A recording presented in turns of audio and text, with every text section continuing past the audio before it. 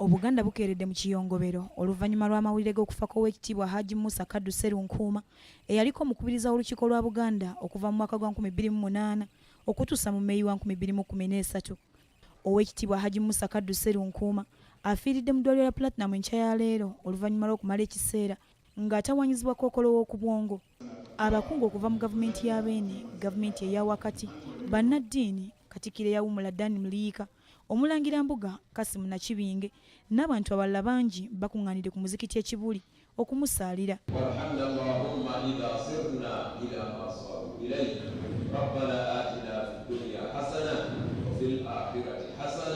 Ssaabasajja Kabaka mu bubaka bw'atisse omumyuka asooka owa Katikkiro, Oweekitiibwa Profesa Hajji Twakawase Kigongo asiimye omugenzi olw'obuwulize kw'ossa n'obuweereza obw'obwesimbu eri Namulondo ng'omukise mu lukiiko era ng'omukubiriza waalwo okumala ekiseera ekiwerako. Emirimu mingi ng'omusomesa mu masomero ag'enjawulo era n'afumbula n'ebyemizannyo mu masomero mu kika kye mu Bwakabaka.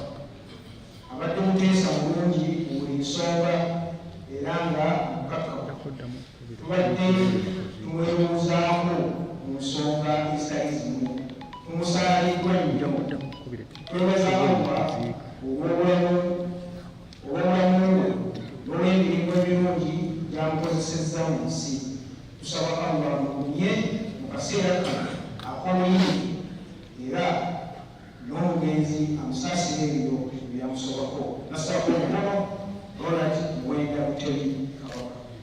Ate bwo Obwakabaka bwa Buganda nga buyita mu ofiisi ya Katikkiro butisse omumyuka owokubiri owa Katikkiro obubaka obusomeddwa mu muzikiti e Kibuli. Mu bubaka buno Oweekitiibwa Robert Waggwansibirwa agambye nti omugenzi akoze ky'amaanyi okuwandiika ebitabo mwayise okugabanya amagezi n'abantu abalala.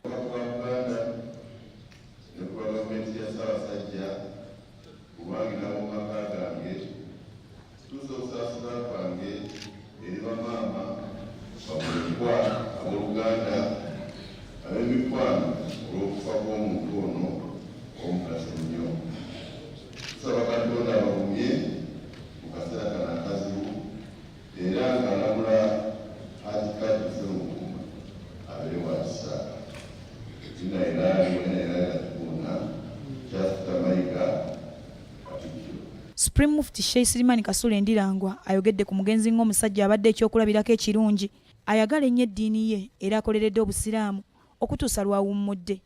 Tufiiriddwa nnyo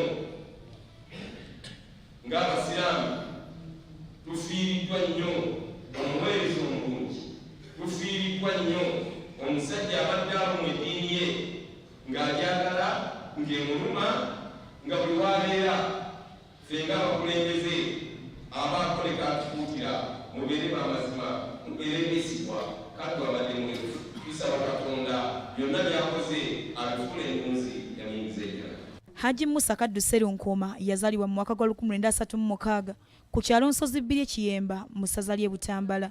Yasoma busomesa, amawulire, eby'amateeka ate n'obwaleefa ali mu mupiira. Kitaawe omuto omugenzi Sheikh Ali Kulumba naye ng'aliko omukubiriza w'olukiiko lwa Buganda yamusiiga e Kibuli mu lubiri lw'Omulangira Badru Kakungulu gy'asinzidde okubeera ow'omugaso mu busiraamu ate ne mu ggwanga lyonna.